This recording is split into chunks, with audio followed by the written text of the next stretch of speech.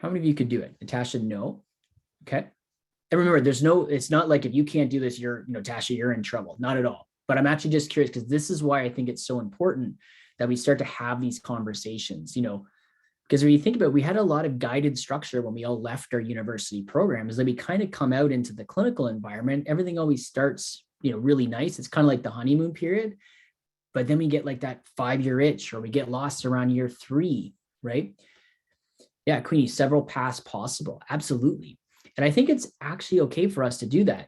We also see, and we're encouraging a lot of clinic owners to do the same thing too. It's like, what's a career path look like for you, right? In the clinic, where can people go?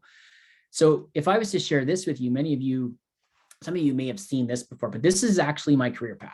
And this is sort of, up into a point where I did, let's say on the clinical side before a lot of the teaching that's been done. But, when I was first brought into a clinic, I was brought into a one-on-one clinical, practice model, right? Very quickly, I was mentored and I utilized and I learned how to use an assistant. And that was just a path that I chose. From, learning how to, go to this and manage a clinic, I took on a clinic lead role in a pretty large organization, developed a lot of training programs. So I had a passion, and a niche or a passion for me was really about professional development and coaching and mentorship, which is kind of what led me to where I am now as an educator and, teaching at the university. But then it was like this big jump. I went from just overseeing the clinical side of things and mentoring clinicians and onboarding to, I also had to understand more on the business side of the practice. But this is what I was interested in. Okay. So I was looking at this clinic director role, so responsible for administration plus the clinical side, right? So really looking at all aspects of the business. And what was really nice is you had the opportunity for me in this current role was to be mentored by the owner. Okay.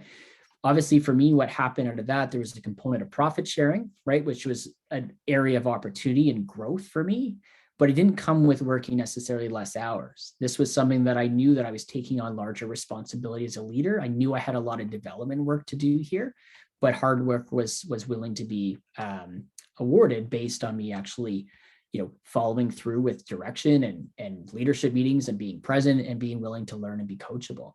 And where that sort of led to in the future is kind of what Serge was mentioning too, is it eventually brought me into a partnership opportunity where we actually opened up our clinic. Okay.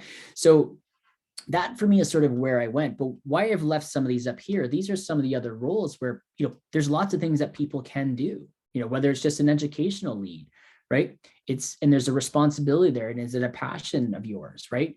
Some people just love to drive culture in the clinic, and nothing says that it couldn't be a clinical role. These are all things that clinic owners actually would value, but sometimes what's hard for us is we don't know who's interested, right?